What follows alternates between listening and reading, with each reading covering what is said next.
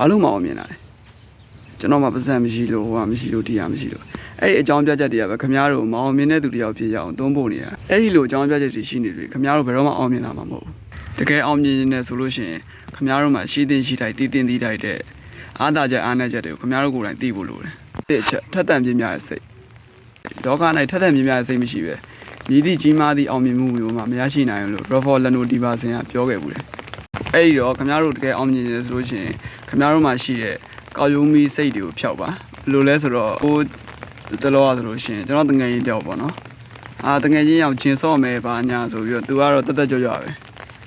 သူကတက်တက်ကြွကြွပဲကျွန်တော်လည်းအေးပေါ့စော့မယ်ပေါ့တင်မလားအဲ့လိုမျိုးပြောလိုက်တယ်ဒါပေမဲ့တကယ်တမ်းအကြတော့သူပြောလိုက်တာဟို3-4ရက်ပဲနောက်ရက်လေးအကြောင်းအပြင်းကြီးပြီးတော့သူကဆက်မလုပ်ပြတော့အဲ့လိုမျိုးတွေပေါ့ဗျာကျွန်တော်တို့ရဲ့ပတ်ဝန်းကျင်မှာတွေ့ရတဲ့တချို့ကျွန်းမိတ်ဆွေကောက်ရုံးမိအဲ့လိုမျိုးတွေရှိတယ်အဲ့တော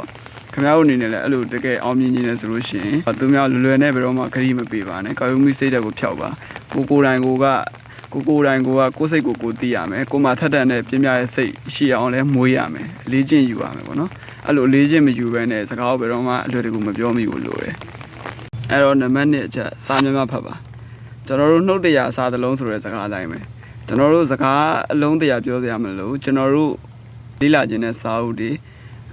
တကယ်အရှိအောင်မြင်ပြီးသားလူတွေရဲ့အထုပ်ပတ်တိတွေထဲမှာသူတို့ရဲ့ပြောကြားချက်တွေထဲမှာစာသလုံးကကျွန်တော်တို့ရဲ့ဘဝတစ်ခုလုံးပြောင်းလဲသွားစေနိုင်တယ်အသွေးခေါ်တွေပါတယ်အဲ့တော့ကျွန်တော်တို့အောင်မြင်နေတဲ့သူတွေရောက်ဖြစ်ချင်လို့ရှိရင်ကျွန်တော်တို့စာဖတ်ဖို့လည်းလိုတယ်စာပေမှာရေးထားတဲ့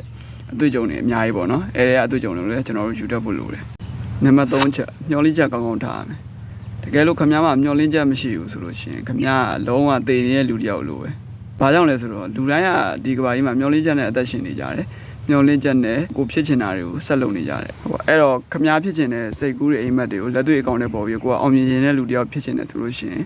ခင်ဗျားမှာတခြားလူတွေနဲ့မတူညီတဲ့ယုံကြည်ပြီးတော့သိကြတဲ့မျောလင်းချက်တစ်ခုရှိဖို့လိုပါတယ်နံပါတ်4ချက်ကိုပိုင်သွေးခေါ်ရှိဖို့ဆိုတာဗျာထူးထူးဆန်းဆန်းလုံးယူနေကြမလို့ခင်ဗျားတို့မှာမိမွေးဖောင်ပြီးပါလာတဲ့အုံနောက်ဆိုရှိတယ်အဲအုံနောက်ကနေပြီးတော့ကျွန်တော်တို့ရဲ့ဘဝအတွေ့အကြုံတွေကျွန်တော်ကျင်လျာနဲ့ပဲမတူညီတဲ့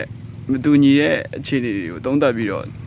ကျွန်တော်ကြံစည်ရတာပေါ့နော်အဲ့ဒါကိုပိုင်သွေးခေါ်ပဲခင်ဗျားတို့စကားပုံတစ်ခုကြားဦးမှာပေါ့ငှက်တရားပြန်ရင်းနဲ့တည်ရဲ့လူတွေကကြံရင်းနဲ့တည်ရဲ့ဆိုစကားပဲလေအဲ့လိုပဲကျွန်တော်ရဲ့ဘဝမှာကြုံလာတဲ့အတွေ့အကြုံတွေကိုကျွန်တော်တို့သွားခြင်းနဲ့ရီမန်းချက်တစ်ခုထိရအောင်ဆွဲခေါ်ပြီးတော့ကျွန်တော်တို့အကြံစီတစ်ခုအနေနဲ့သုံးချရမယ်အဲ့ဒါခင်ဗျားတို့ရှိတင်ရှိတိုက်တဲ့ကိုပိုင်အသွေးခေါ်တစ်ခုပဲအဲ့တော့ခင်ဗျားတို့အောင်မြင်တဲ့သူတယောက်ဖြစ်ချင်တယ်ဆိုလို့ရှိရင်ခင်ဗျားတို့မှာသူများနဲ့မတူညီတဲ့ကိုပိုင်အသွေးခေါ်တစ်ခုရှိဖို့လိုပါတယ်နံပါတ်5အချက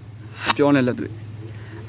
တွေ့ဆိုတာဘာကိုပြောချင်တာလဲဆိုတော့ခင်ဗျားတို့တကယ်အောင်မြင်နေတယ်ဆိုလို့ရှိရင်ခင်ဗျားတို့ကိုယ်တိုင်တကယ်လက်တွေ့လုပ်ဖို့လိုတယ်ကျွန်တော်ပတ်ဝန်းကျင်တွေမှာတွေ့ဘူးမှာပေါ့ကျွန်တော်ငငယ်တုန်းကလည်း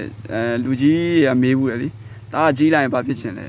တားကြီးလိုက်ရင်ဆရာဝန်ကြီးဖြစ်ချင်တယ်အင်ဂျင်နီယာကြီးဖြစ်ချင်တယ်တကယ်တမ်းပြောရင်ကျွန်တော်တို့ဖြစ်ချင်တာပဲရှိရလေတကယ်မလုပ်ရင်တကယ်လက်တွေ့မလုပ်ရင်တကယ်မဖြစ်ဘူးအဲ့တော့ကျွန်တော်တို့တကယ်အောင်မြင်နေတယ်ဆိုလို့ရှိရင်အပြောနဲ့လက်တွေ့ထပ်တူကြဖို့လိုပါတယ်အဲ့လိုပဲကျွန်တော်အရှင်းမပြောခဲ့ကျွန်တော်တကယ်ချင်းလို့ပဲပေါ့နော်သူကတော့အပြောနဲ့ချင်းဆောင်းမယ်ပါညာပြောလိုက်တာပဲတကယ်ကျတော့လက်တွေ့ဖြစ်မလာဘူးအဲ့တော့ကျွန်တော်တို့တကယ်ဖြစ်ချင်တယ်ဆိုလို့ရှိရင်တကယ်အောင်မြင်နေတယ်ဆိုလို့ရှိရင်လက်တွေ့ကောင်းတယ်ပေါ်ဖို့လိုပါတယ်ကျွန်တော်စိတ်ကူးရင်နေုံနဲ့လည်းပြီးမသွားဘူးအဲ့တော့ကျွန်တော်ဟိုစာအုပ်ထဲရလို့ပဲပေါ့နော်မကြိုးစားနဲ့အလုပ်လုပ်ဆိုတဲ့စာအုပ်ထဲရလို့ပဲကျွန်တော်အဓိကပြောချင်တာကတော့ဘာကြောင့်လဲဆိုတော့ကျွန်တော်ကြိုးစားတယ်ဆိုတာကစကလုံးတက်ပဲပြောနေရပဲလေကျွန်တော်ကြိုးစားနေတယ်တကယ်ကြတော့ကျွန်တော်ကြိုးစားသည်ဖြစ်စေမကြိုးစားသည်ဖြစ်စေကျွန်တော်တို့ရဲ့ဖြစ်ချင်တဲ့ဘဝတွေကြီးမဲ့ချက်တွေဝါသနာတွေကိုလက်တွေ့လုပ်နေရမှာပဲဆက်လဲလုပ်နေရမှာဖြစ်လဲလုပ်ရမှာမဖြစ်လဲလုပ်ရမှာပဲအဲ့တော့ကျွန်တော်တို့အောင်မြင်သည်ဖြစ်စေမအောင်မြင်သည်ဖြစ်စေကျွန်တော်ညီမတွေကိုဝါသနာပါတဲ့အရာကိုဆက်လုပ်ပါကိုဖြစ်နေတဲ့အောင်မြင်တဲ့ဘဝကိုရအောင်ရှောက်လန်းပါလို့ပြောရင်ကျွန်တော်ဒီဗီဒီယိုလေးကိုအဆုံးသတ်ချင်ပါတယ်အဲ့တော့ကျွန်တော်ရဲ့ဗီဒီယိုလေးကိုနောက်ထပ်ကြည့်ချင်တယ်ဆိုလို့ရှိရင်တော့ကျွန်တော်ရဲ့ channel လေးကို subscribe လေးလုပ်ထားပြီးတော့ဘေးက bell လေးကိုနှိပ်ထားပေးကြပါလို့ပြောချင်ပါတယ်